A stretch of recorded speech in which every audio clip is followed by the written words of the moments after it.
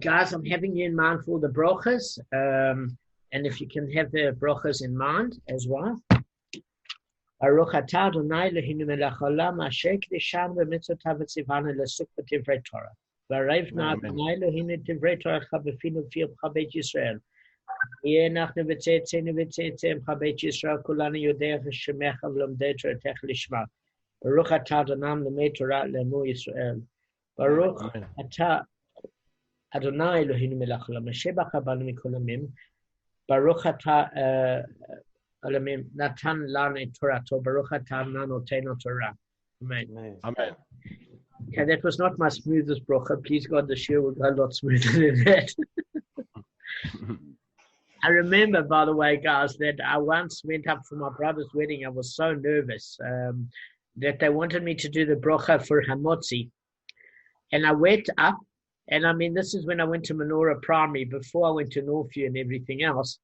I knew all the brachas, and I got up and I froze, and I came down, and one of my friends said to me, yeah, I can see that farm Torah education came in handy. I didn't remember the bracha. I got up, I got stage fright. Okay, so at least seems a little bit more friendly. All right, guys, I want to dedicate today's shir. I'm going to just share the screen. Just give me one second. Okay. Okay, it's actually the Yortzeit of my late gran, and Audrey Berman. So Audrey, actually my gran was one of the first names I said. I said, hello, Audo, when I put together the word hello, which was Hado, and Audo being Audrey. So she was like a second mom to me, because when my mom was working and under a lot of pressure, she obviously gave me to my mom's mom to look after for some of the time. And then my mom became a full-time mom. But I had a very close relationship with my gran, because my mom's mom, there was quite a low age difference, relatively speaking, because my parents got married. I think they were just out of their teenagehood, and I came quickly. And there wasn't much of a difference between my mom and her mom in terms of age and their parents, because they got married in their late teens, early 20s. So my dad was the Latlamaki, and his parents were about 20 years older than my mom's parents. That's quite a difference. So they were like very, very young parents. So I could basically had a lot of fun there. But she had integrity like you can't believe. If I can tell you, it always says Hashem signs his seal with somebody that speaks the truth. I don't think I ever heard her say a lie and she didn't even exaggerate. She was warm. She was tactful. She was scrupulously honest and kind. And in terms of midot, I've seen very few people at that level of midot. And it was just incredible. And I mean, I remember that just... I felt that when she passed away, that I really had a huge, huge loss in my life. It was in my matric year.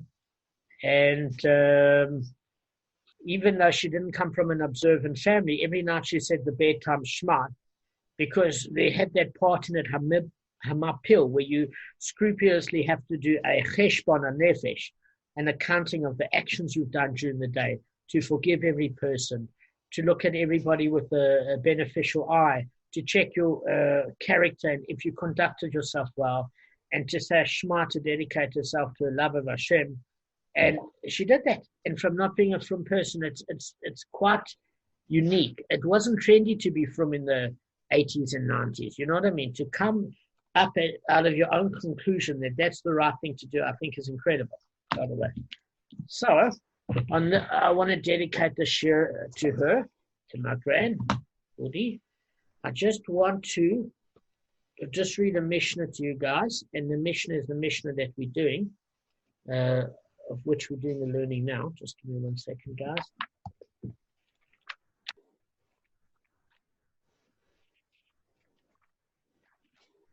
Okay, so this Mishnah is appropriate for my gran, the one we're learning, because she was scrupulously honest. And if she caused any damage inadvertently, believe me, she would be the one to write the note on the car window.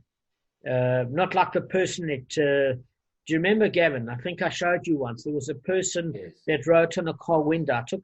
I had a photo sent to me. Michael, you can't believe this. They said, I'm only writing on this car window because people are watching me.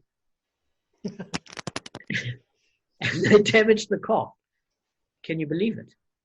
I've never seen anything like it. Anyway, so the Mishnah describes the circumstances under which one is liable for damage done by his property. Whatever I'm obligated to guard from doing damage, I've caused the damage it does if I fail to guard it properly.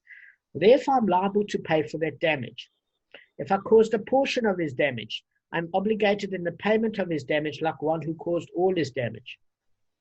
One is obligated to pay for damage only in the case of properties that are not subject to the law of Me'ilah, properties that belong to members of the covenant, and in these circumstances, one is liable for damage done in any place, except for premises that is reserved exclusively for the damager, and on premises belonging to both damaged and damaged.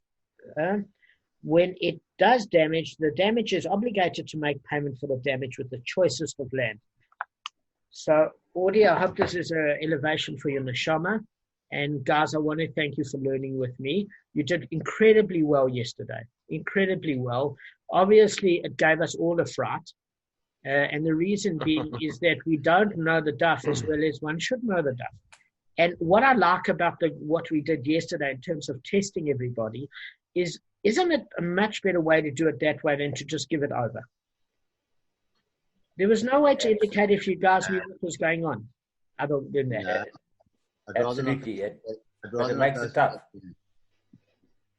Yeah. What, Michael? I said I'd rather not go through that again. I'd rather not go. I'm sorry, Michael. Well, listen, thank goodness yours was on the phone. Everybody was live on YouTube. You were spared there. I was questioning a lot of things about myself afterwards. No. You know what? I can tell you something, that this is a very, very good growth period. We only learn from the things that we realize we don't know. If we know it, so what's to learn? So, all right. What we want to do is we're going to go to 10a2 and we're going to go to 10a1 and just do a bit of a summary on 10a1. So basically where we ended up was to discuss the difference between Rav Yehuda and the rabbis. And initially it was proposed that this brisa was done by Rav Yehuda. And we said this cannot be so. Why can't this be so? Is because very, very clearly the rabbis exempt for damage to utensils or inanimate objects in a pit. But for a fire, you're culpable for inanimate objects. They call it objects that are not fit for it. What does this mean, objects that are not fit for it? Is that eitzim, which is wood, is fit for a fire because it's used to keep somebody warm and cook the food. But nobody sticks kalim, expensive utensils, into a fire when it says it's not fitting for it because you wouldn't burn something expensive. So what it's saying is that in pit, any inanimate object, even though it's not fitting for it, you're responsible for payment. So what did I mean unfit for a pit? Because let's picture this. The pit is stationary. An inanimate object is stationary. The two would never get together unless a mobile creature put it in there.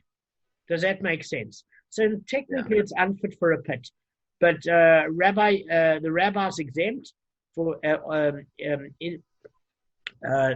utensils in the pit, but for a fire they obligate. And Rabbi Yehuda says you're obligated for utensils in a pit. And the reason he's saying this is he basically said, well, why aren't you responsible? I mean, the animal fell. It had utensils on it. If you damage the animal and you damage the utensils based on your negligence for creating a public hazard, so what if it's unfit for it?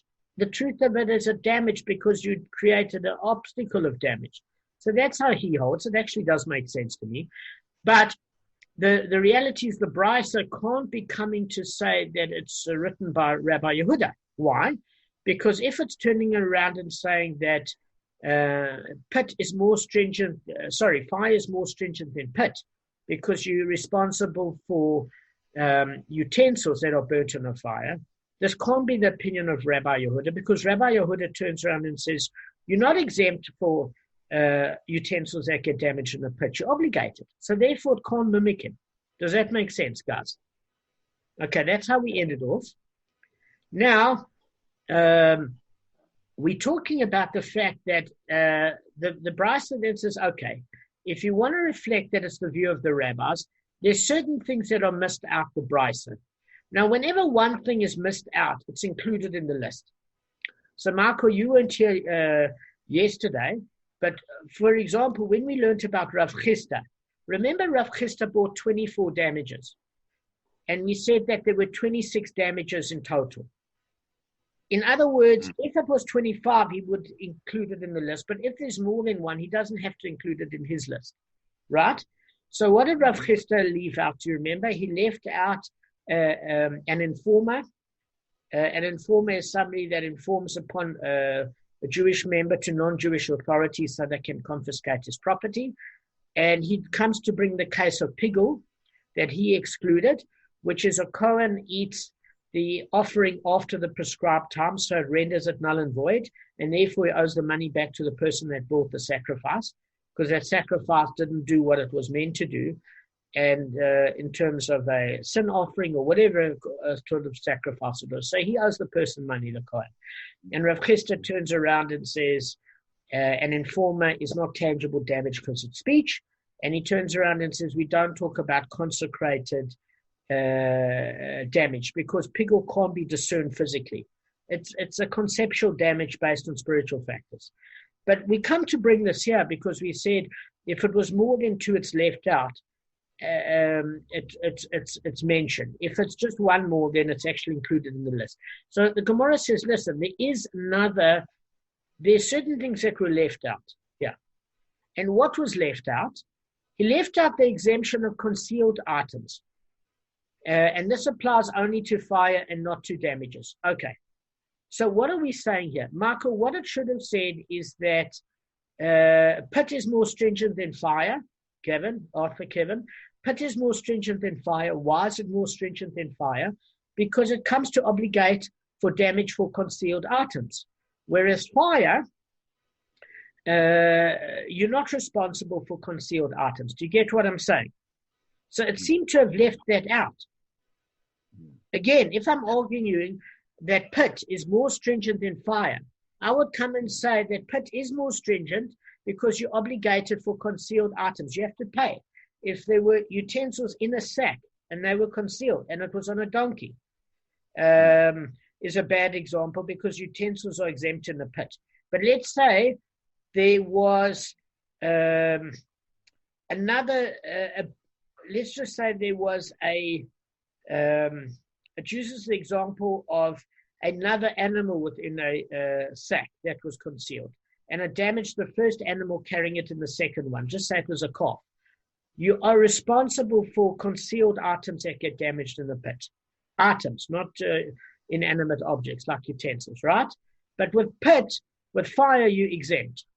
Now, who obligates concealed items to be responsible for in a fire? Guys, the rabbis don't. Rabbi Yehuda does. Yes. So we're saying that because he left it out, and he didn't say that, for example, pit is that fire is pit is more stringent than fire because you have to pay for concealed items. We want to say maybe it is like Rabbi Yehuda, but we can't end up saying that because you exempt for utensils in the pit, which is not Rabbi Yehuda's opinion. Does that make sense? Okay. So this is, in terms of concealed items, this is found in Bava Kamma 10a, and in the verse, it's found in Shmot chapter 22, verse 5. All right. Guys, is there any confusion before I go on? Please ask. I'm good. No, go first. All right, that's fine. Now, then it wants to say, well, maybe Rabbi Yehuda is turning around and said that we're including we're including for damage where a fire is more stringent than pit because it plowed, it lifted another plowed field or scorched his stones. Remember, if a farmer plowed his field and there was no agriculture left, but he had to plow the second time, Rav Yehuda says you have to pay for that, or the scorched stones of the neighbor. We have to replace those sort of stones. Okay? But the rabbis say if he plowed his field and there was a fire caused, but he didn't lose any agriculture, you don't have to pay for him to plow it again. Okay? So we're saying maybe he's including that. And you can say that that is not the case. Why is that not the case? Well, very simply because a pit is stationary. So you can't say, you've already said that a fire is more stringent than pit because it goes forward to damage. Are you with me, guys? And because you've said that, you don't have to reiterate the same thing twice about a fire causing damage in the field of another. Because you've already said that a fire is more stringent than pit because it goes forward to damage. So it's saying that you don't have to mention the separate case because you've already mentioned it. So it's not a proof for Rav Yehuda. Then Rav Ashi wants to turn around and say, listen, by the way, sorry guys, before we get to Rav Ashi, there's an issue that's brought up here, that what else was omitted? Do you remember that if an ox under the Torah of Keren kicks in temper and damages utensils, you're responsible for payment, right? Why didn't it say that an ox is more stringent with pit than pit? Remember when it mentions the kofir payment in the beginning, and the 30 shekels, and you can't use it for benefit, hanua, and all these sort of things. It should have mentioned that for utensils you're obligated with regards to an ox, but you're not obligated with regards to a pit. Does that make sense? It didn't mention it. So the Gemara is saying that that's one of the things that was left out of the list. Okay, you with me? Now, why it's bringing it up here is Rav Ashi is talking about a case of ox and pit. And he says, listen, while you're on the case of ox and pit, there was something else that was left out. And if you look at it, that a disqualified sacrifice. So an ox was going to be taken to the temple for sacrifice. And then the Beis Din found that it had a blemish, right? So then on the way back that you took the ox, another ox came and rammed into your ox that was disqualified. Now the person now owes you money. Why didn't they owe you money for? Because that ox was hekdesh. It was consecrated for a temple offering. And therefore, according to the rabbis, not Rabbi Akiva, according to the rabbis, you're exempt for paying to damage of articles that's owned by the merciful one. It only says you have to pay for damage of the ox of his fellow. Do you remember that?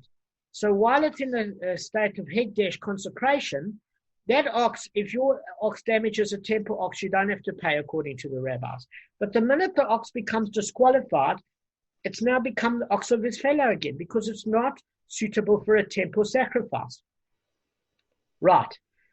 And so you have to pay, but it's not true of a case of pit. So let me explain to you what it means is it's not true of a case of pit. Bechoros, in the Gemara, if you look at the tractate Bechoros in 15a, so here one of the restrictions, that if the animals, in other words, you can use that animal, you can sell it and you can use it as ordinary meat, etc. But if the animal happens to die before you sell it to a secondary party, you can't feed it to the dogs, the animal's carcass. Okay? You can sell it and then it can be redeemed as ordinary meat and they can shecht it. But if it happens to die, you can't even feed it to the dogs. That's one of the restrictions. So, why does this relate to pit? Because in Shmot, chapter 21, verse 34, it says that if an animal fell in a pit and died, the carcass shall be his. Meaning that we're learning this again in the latter part of the 10th daf. You learned this over Shabbos, that we're going to see whose carcass it belongs to in the pit, the damaged or the damager. But the point of it is, if the damage, if that ox that, for example, was disqualified as a sacrifice, can't be used, if it does until it's sold. In other words, if it's sold, you can get the money for it, and I think the second party can then shecht it, etc. But if it does in your care, that disqualified ox cannot be used, and nor the carcass. So if it fell in the pit and died, and that's how it died, you can't use the carcass. So therefore, it can't be used in terms of payment. So it's disqualified in terms of damage in a pit. Whereas if your ox damages it, it's the ox of his fellow, you have to pay. But if you have a pit and it was damaged in the pit, that ox cannot be rendered, what do you call it? That ox cannot be rendered usable. Does that make sense, guys? So it's more stringent. In other words, if a disqualified ox falls in the pit, you as the pit owner don't have to pay for that damage. But if your ox draws another's ox, you have to pay for that. So in that way, ox is more stringent than pit. That's one of the things that was left out of this final list. Does that make sense? Yeah. Gavin, any questions? Kevin, any questions? James, can you just repeat that last part again that you said there with the stringency? Because I sort of got it, but okay, with pleasure. Okay. With pleasure. All right. So Rav Ashi challenged the interpretation. So he said, let the Brisa teach that in some aspects, ox is more stringent than pit. For the Torah holds that the owner of an ox liable for damage done to an ox that is a disqualified sacrifice, which is not true for pit. So in other words, if your ox is hekdesh and you've consecrated it to a temple sacrifice, and my ox damages your ox, I don't have to pay because this now belongs to Hashem, the ox. You've already dedicated it to the temple. I don't have to pay. Rabbi Akiva says you would, but the rabbis say you don't. However, if once the sacrifice is found to been examined, that oxen is found to have a blemish, now it becomes your ox again because you can't sacrifice it. It's disqualified. Therefore, that ox becomes like it's yours again, the ox of his fellow. So if my ox now damages your ox, I'm responsible for that payment. Because of the blemish, it's no longer now a valid sacrifice. Now it becomes your ox again. It's not the temple ox. Therefore, if my ox damages your ox, it's not like damaging a temple ox or consecrated ox. I have to pay for that. But it's not true if your disqualified ox fell in my pit. Because it's not like a privately owned ox. Why? Because when it becomes disqualified as a sacrifice, it doesn't become completely a normal ox again. Again, a normal ox, if your ox fell in my pit, I would have to pay for the injury or death of your ox. That's clear. But if it's a disqualified sacrifice, in that particular case, I don't have to pay you. Why? Because in Bechoros 15a, you can't feed the animal's carcass to dogs if it should die. You can't receive a benefit. So I can't pay you for that carcass because it was a disqualified sacrifice. It loses a certain status or a certain value. If your normal ox fell in my pit, I'd have to pay for it. But if it's a disqualified sacrifice, according to Bechoros 15a, you can't feed that animal when it dies to your dogs as dog meat or whatever the case may be. It renders it, once it dies, to be, what do you call it? Lo hanoah. It's not fit for them. What you can do is, while it's alive, you can sell it as ordinary meat, meaning you can sell it to a second party, and as far as I know, that second party can then sacrifice it. It would have to go through another channel. So you better make sure you're looking when you're walking that ox back. That's all I'm saying. So what I'm understanding, it's almost similar to where the guy whose ox killed a guy, killed one of the slaves, No, and he it was has up for nothing to murder. do with that. No. I'm just saying. I'm talking about the principle that one overtakes the other. So if it's in one state, anything lower than it, No, for the money, it has for example. nothing to do with kivlei b'di rabbanim minai. It has nothing to do with it. Oh, Okay, again.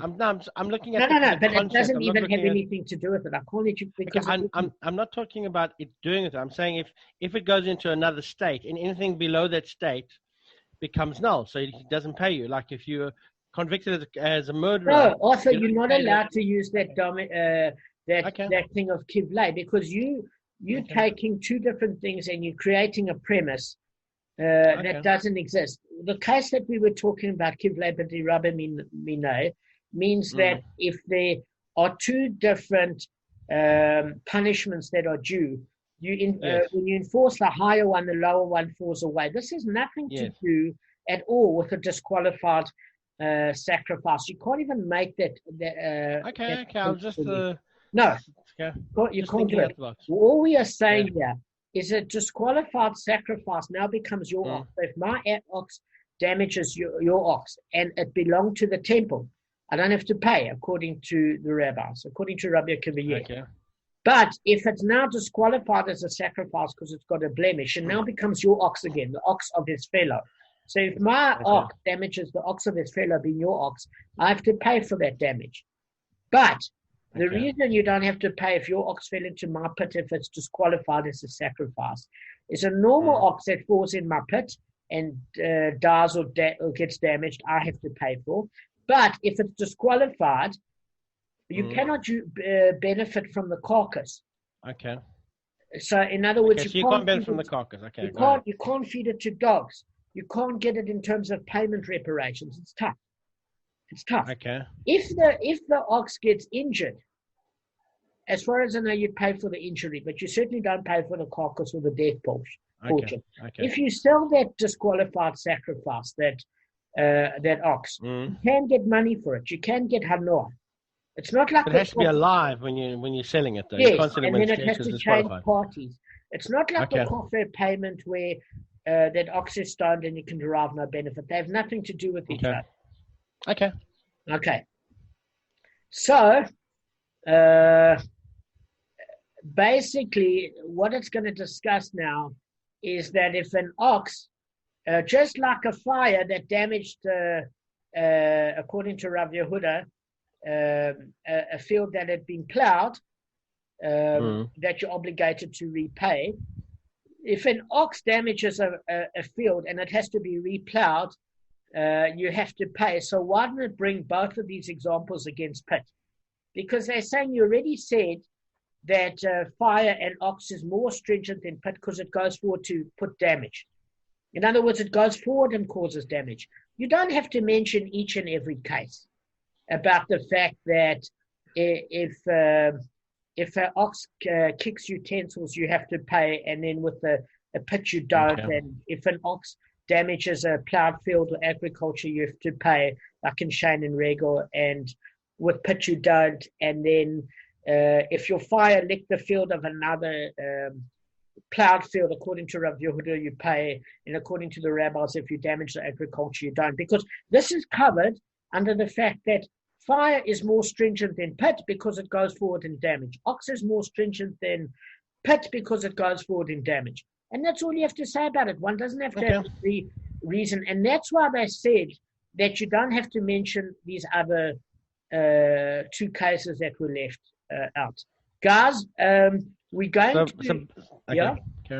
So basically, if it moves, it's more stringent. If it doesn't move, it's less stringent. So a pit doesn't move, but the ox and the fire do. Yes. So why is it more stringent? A few reasons. Firstly, the statistical probability of causing damage is much higher. When something moves with velocity, when a car moves at a velocity, the impact is higher. The propensity for damage is higher. The unpredictability is higher. You know, when pedestrians get hit or a car hits another car and it goes and spins into another lane, it's unpredictable. If it's stationary, you have to really not look where you're going. That's part of the obligation. That's why man is exempt if he's killed in a pit. The owner of the pit is exempt for obligating for the death, because a person should look where they're going. Okay? And it says if a ox fell into a pit, meaning an ox is not aware. So it's coming to exempt man for damage in a pit, because a pit doesn't surprise you. You should be looking where you're going to a certain extent. Whereas a car spinning into another lane when you're driving is a surprise. Then the statistical probability there is higher. Okay, so what I'm going to do, guys, is we've got a few minutes left. I don't want to tackle the issue about portion of his damage and a pit now. Okay. Got 4 minutes and 15 seconds. Fine, that's fine. There's just something I wanted to cover, guys. Just give me 1 second. All right. So, did any of you have any questions? You answered it very clearly for me. Thanks, Dan. Okay. Any of you other guys? Oh, thanks for contributing, mate. Thank you. Do any of you guys have any questions before we go on to something else quickly? No. I'm fine, Dan. All right. Yeah. All right. So just one or two things we can learn from Parsha Korach by Rabbi Aryeh Citron is that basically we learn that in a case of peace, it brings that there are arguments for the sake of heaven and arguments that are not for the sake of heaven in Pirkei Avos. Okay?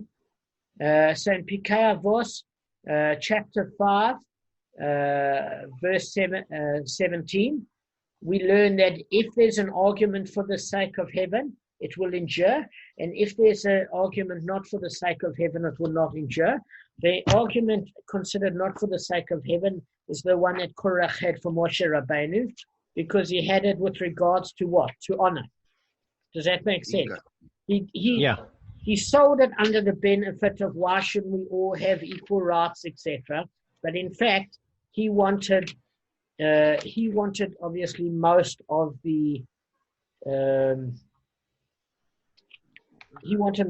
benefits.